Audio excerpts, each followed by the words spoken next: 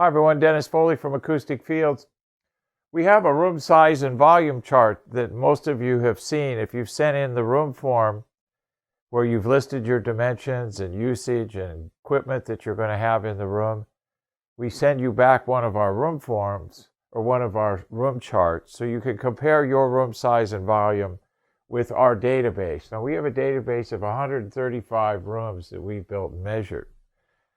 So in that database, I started to study it, and I started to try to get a balance for customers on treatment versus expense versus size and volume, to try to give you a feel for where your room fits in to what the problems are and what you have to do to manage those problems. So we have a database that has a room that's the smallest in it, 10 by 8 by 10. And we always express our dimensions in the acronym WHL, which stands for Women Have Legs. Probably a little sexist, but nonetheless, that's what they've been using in the carpentry world for years. So whenever you express dimensions, it's always width, height, and length. The height, just remember, is in the middle. That's how I remember it. So, and then our largest room is 40 by 40 by 40. So we have a whole 133 rooms somewhere between these two dimensions. And I guarantee you your room is in our database. So I went through our database and I started breaking it up into categories because I wanted to come up with a way to say, your room is just so small, it doesn't work on any of the parameters that we need, no matter how much money you would pour into it. You'd be better to go and seek a larger room. And secondly, the amount of treatment you'd have to put in the room probably wouldn't leave you a place to sit. I mean, your room is that small. In physics, in order to improve upon a room, we have to make it smaller because most of the time we can't make it larger. So if it's got too much low frequency pressure in it because it's too small, then we have to put a lot of sponges, so to speak, in it. If we think of our room as a glass of water, and the low frequency energy is the water is overflowing the glass. So we can get a bigger glass, or we can put less water in it, or we can drop sponges in the glass and lower the existing water level. So there's all kinds of ways to do this.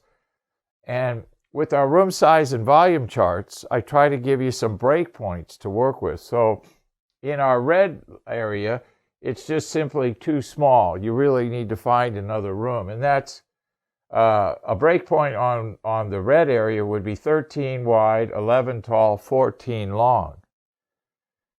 Less than 2,000 cubic feet. That's our red breakpoint. And now anything smaller than that, obviously, is still too small. But the reason it's too small is because, like I said, the amount of treatment that you can get good sound out of it. I'm not saying you can't. But what I'm saying is it's too small in terms of cost and benefit. Okay, you have to put so much money in treatment that if you got a room that was maybe another foot or two in either direction, you might be able to save 50% in treatment costs. So I try to give you these breakpoints based on our experience and our database of what will work, what won't work, what will cost you a lot, what won't cost you so much, and give you some ideas of size. So it's not absolute. It's based on 135 rooms, which is a pretty viable, statistically significant sample if you think about it. So the yellow area in our chart is 19, 11, and 20. 19 wide, following our acronym, 11 high, and 20 long. Okay? So that's less than 4,100 cubic feet.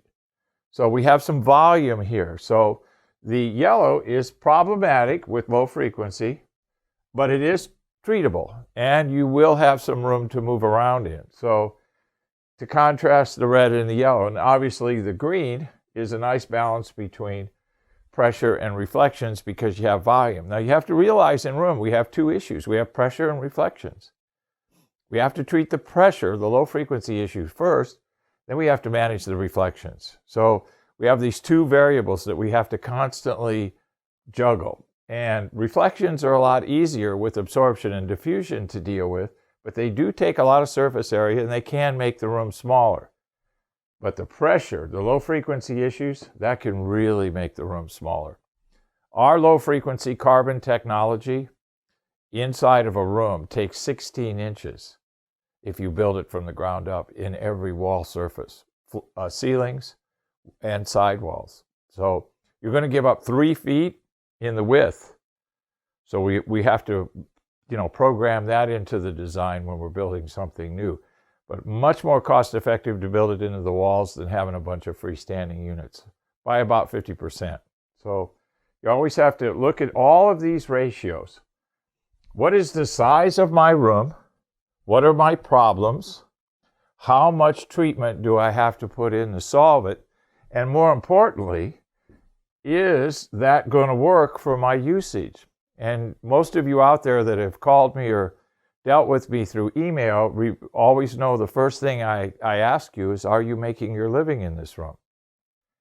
Because if you are, then we have a tighter criteria. We have a tighter quality level that we have to achieve than if you're just a hobbyist.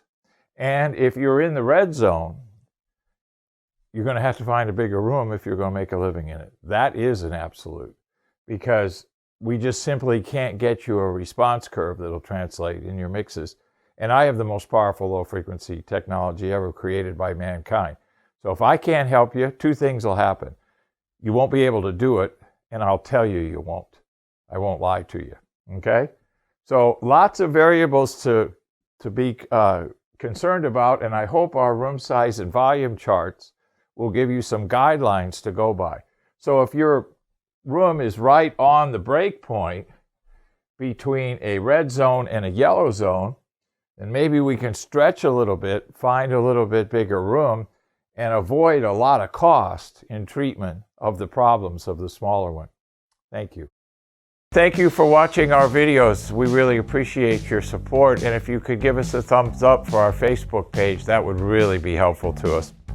Our room form gives us all the information about your room, length, width, height, usage, and we need you to fill that out before you send it in. Those of you that just found us on the internet and are under a time crunch, you can go to the contact section of our website, and there's a book now button, so you can book an appointment with us, but make sure I have your room form to go on with it. The ebook series that we have is free. Please subscribe to that. There's exclusive videos in there, so you can get an idea of your particular situation, possibly with the videos. And then our forum. We have a forum on our website. There's a lot of forums out there on the internet.